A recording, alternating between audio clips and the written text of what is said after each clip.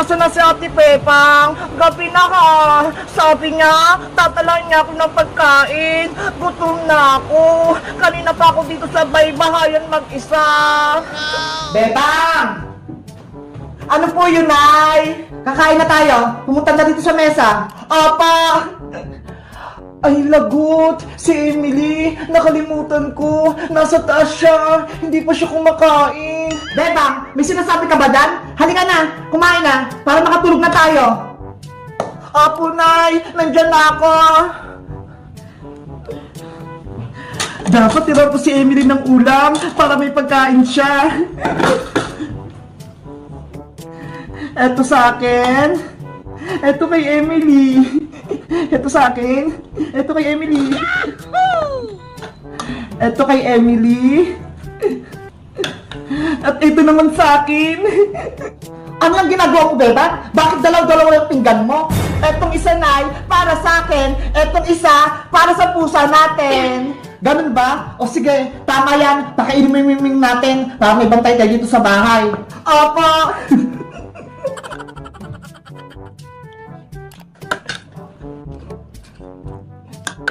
Totot, sa tingin mo, bababa ba tayo para makita natin sa Ate Bebang? Baka kasi nakalimutan niya na tayo eh. Tara, baba na lang tayo. Nakakatakot naman dito. Ang dilim-dilim. Bebang, tapos na ako kumain. Ikaw nang bahala magligpit nito, ha? Mapasok na ako sa kwarto. Matutulog na ako. Apo, Nay, ako na po maglilinis dito. Bilisan mo, antayin kitang matulog. Nandyan kaya si Ate Pepang? Sana hindi ako makita ni Aling Sitang para hindi niya ako palayasin. Sino yun? Parang may kumakatok sa pintuan, ah. Ate Pepang! Ate Pepang! Lagot! Si Emily yun na! Mapupukin kami ni Nanay! Ate Pepang! Nandyan ka ba? Ay, aba? Parang may tao sa labas. Matignan ko nga. Kailangan ko pigilan si Nanay! Nay! Ako na pong sisilip! Bakit mo kayo nahawakan, Bebang? Ako natitingin. Matulog na po kayo, Nay!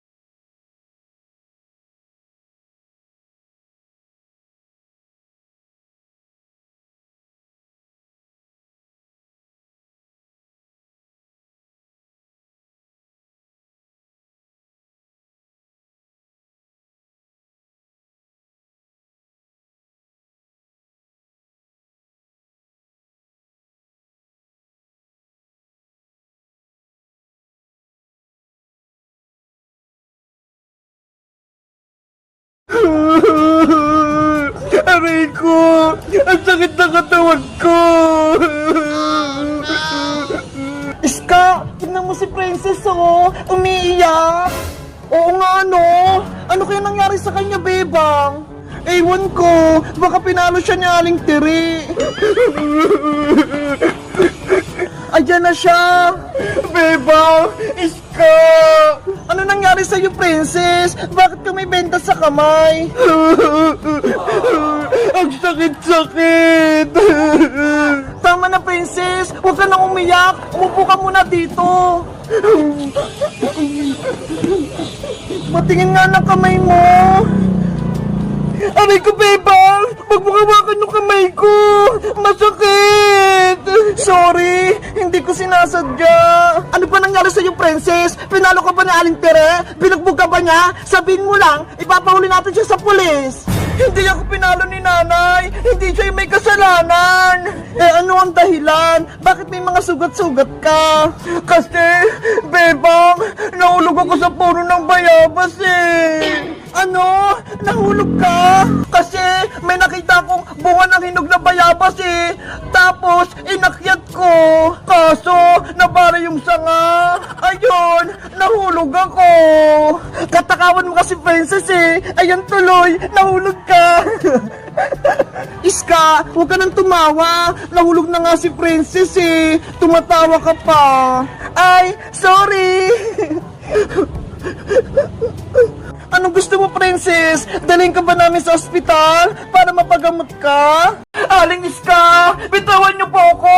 Huwag niyo po akong palayasin! Sumama ka sa akin, Princess. Ipapabarangay din kita kasama ang nanay Bebang mo, pati si Kuya Boyong mo. Huwag po! Mama po kayo, Aling Iska! Dito lang po ako sa bahay kubo! Tara na, sinasayang mo yung oras ka. Manong Tanod, tanggalin mo tong tali. Halina kayo! Manong Tanod, palayain mo na kami. Hindi pwede! Dadaling ko kayo sa barangay! Wala po kaming kasalanan, patakasin nyo kami. Boyong anak, may plano ako. Ano po yun, Nay?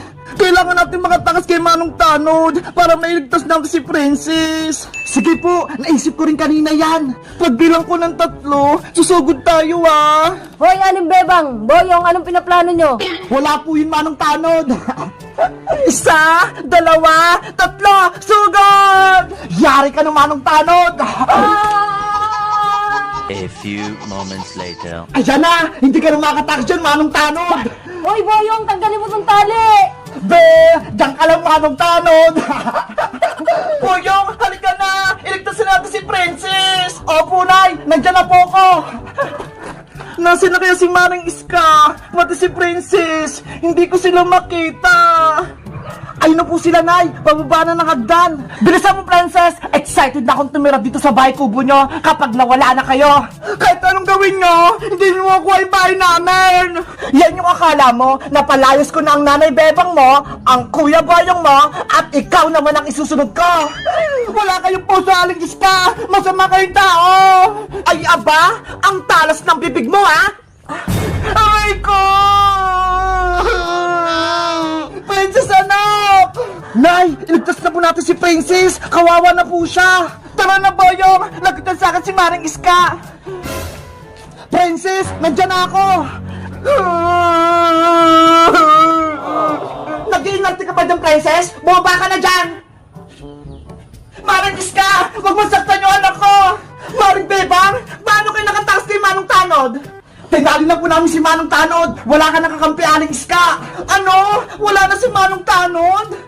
Lagot na po kayo, Aling Iska. Kayo naman yung palalayasin namin.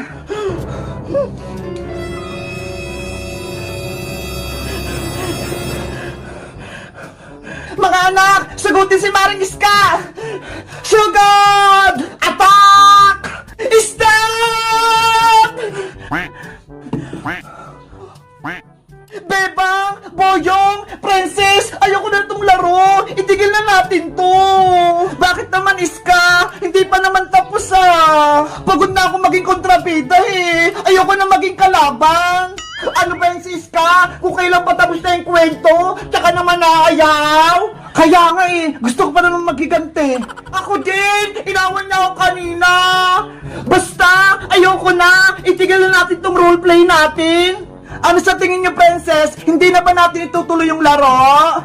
Kung ayaw na ni Iska, eh di wag na tayo mag-roleplay. Wala na tayong kalaban eh. Okay, sa susunod, ibang kwento naman yung lalaroin natin. Sige, basta, bida na ako sa susunod na kwento ah. Ako naman, yung kontrabida. Gusto ko, ako yung nanay sa susunod. Walang problema, ako naman yung anak mo. Yay! Ako si Nanay Princess! Guys, sa tingin nyo, maganda ba yung roleplay namin? Sino pinakamagaling sa aming umarte? Ako, si Boyong, si Iska, o si Princess? Mag-comment lang kayo! Bye-bye!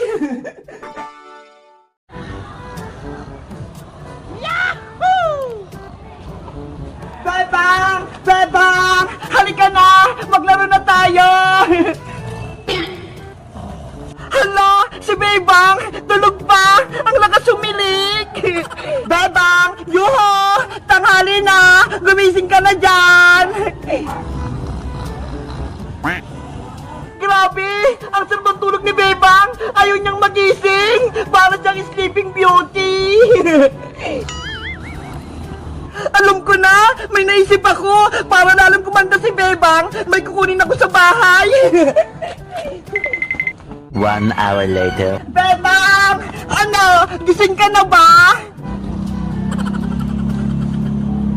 Hala! Tulog pa rin siya!